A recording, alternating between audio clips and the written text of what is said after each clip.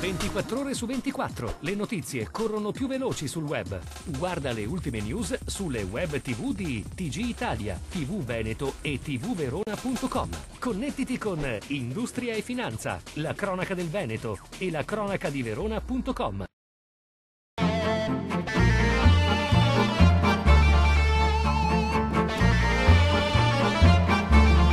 Tra il 2008 e il 2010, ha segnalato la CGIA di Mestre, i suicidi per motivi economici sono aumentati del 24,6%, mentre i tentativi di suicidio, sempre legati alle difficoltà economiche, sono cresciuti leggermente meno, più 20%. Dopo l'ennesimo suicidio di un imprenditore avvenuto a Roma, l'Associazione degli Artigiani di Mestre è tornata su questa piaga sociale, analizzando i dati sui suicidi denunciati alle forze dell'ordine in questi anni di dura crisi economica. In termini assoluti, a fronte di 150 suicidi per ragioni economiche registrati nel 2008, nel 2010 i suicidi sono saliti a 187, mentre i tentativi di suicidio sono passati da 204 a 245. Dopo l'ennesimo gesto estremo, ha sottolineato il segretario della CGIA Giuseppe Bortolussi, è necessario intervenire con misure di sostegno. Come associazione ci siamo attivati sia a livello nazionale sia a livello regionale per dar vita ad un fondo di solidarietà col fine di evitare suicidi tra i piccoli imprenditori. Nel secondo semestre del 2011 le piccole imprese italiane con meno di 20 addetti hanno subito una flessione. Produzione, domanda e fatturato sono scesi dello 0,3% rispetto al primo semestre 2011 e l'occupazione dello 0,4%. Il quadro di riferimento è negativo in tutti i settori e gli ambiti territoriali di riferimento, ma le piccole imprese dei servizi e quelle del nord Italia evidenziano una sostanziale tenuta. Il quarto osservatorio sulla piccola impresa in Italia, sostengono i ricercatori di Fondazione Impresa, evidenzia come nel secondo semestre del 2011 le piccole imprese non siano state risparmiate dall'avvento della recessione. Le previsioni per il primo semestre 2012 non sono incoraggianti, ma emergono alcuni spiragli positivi. In Nord Italia, e in particolare a Nord-Est, le piccole imprese ritengono di migliorare nel primo semestre del 2012 le loro performance, sia in termini di produzione e domanda, sia occupazionale. Attenzione al sociale, con un occhio particolare ai giovani e agli anziani, mobilità, inquinamento e traffico.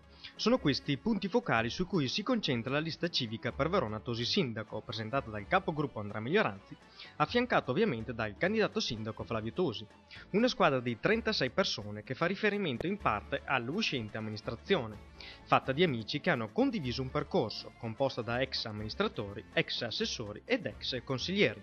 Se questa lista può avere una connotazione, direi che ha assolutamente una connotazione importante dal punto di vista amministrativo, perché se voi vedete tutti i maggiori principali elementi di spicco dell'amministrazione della Giunta Tosi 2007-2012 oggi sono stati confermati all'interno di questa lista. Ed il candidato sindaco, nonché sindaco uscente Flavio Tosi, si dice ottimista, sicuro e certo che questa lista sia la colonna portante della prossima amministrazione comunale. Sarebbe stato strano non presentarla perché c'era già, perché molti veronesi si riconoscono in questo schieramento, in questo simbolo, e poi perché era giusto nel momento in cui non tutti gli elettori che voteranno Flavio Tosi sono elettori leghisti, era giusto dargli la possibilità di fare una scelta che consenta di votare comunque questo sindaco, magari non votando la Lega perché appunto non hanno quel tipo di idea politica. Questa è la risposta, questa e le altre civiche. Ricordiamo che è una coalizione composta dalla Lega Nord come partito e da tutta una serie di altre civiche che rappresentano a vario titolo e in vario modo la città di Verona. In Italia abbiamo una classe politica minata dagli scandali, eppure i rappresentanti sono gli elettori che li scelgono, per cui è un po' come dire mal che si vuole. Sì, è come dire mal che si vuole, però quando una persona è simpatica ti viene da eleggerla e dopo speri bene. E quindi è successo questo a me, mi sono accorta che ho sbagliato, mi rimane ancora simpatica, vedo che un po' alla volta anche gli altri che erano stati eletti vanno giù anche loro e vuol dire che sono proprio tutti così. Ci meritiamo questa brutta gente, io spero che gli italiani capiscano. La politica dovrebbe essere completamente diversa, cambiare tutto e cambiare esattamente tutto il sistema politico. Ma dal punto di vista degli elettori però sono loro che scelgono i propri rappresentanti. Infatti sono molto arrabbiata con gli italiani. Ho pensato che la prossima votazione cercherò di stare attentissima, anzi mi preparerò con molto anticipo perché voglio vedere esattamente, capire esattamente per chi votare o meno. Una tipologia di furto molto diffusa. Stavano per rubare 600 kg di rame che sul mercato avrebbero fruttato una volta rivenduti oltre 3.000 euro da un'azienda di via Montesanto a Riese Pio X in provincia di Treviso, quando sono intervenuti i carabinieri. I militari dell'Arma, a conoscenza del piano grazie ad accurate indagini, li stavano aspettando nella notte tra domenica e lunedì, dato che in quella stessa azienda erano già stati commessi 2 furti. I tunisini di 30 e 23 anni sono stati processati per direttissima e condannati a 8 mesi di reclusione. Addio a Cina e Malesia, Ikea investe in Italia. Il bel paese è sempre più nel business dell'azienda svedese che chiude centri in Oriente e punta su nuovi stabilimenti nel nord-ovest. Da anni inoltre acquista prodotti per 680 milioni di euro dal nord-est. Tutti particolari su industria e finanza.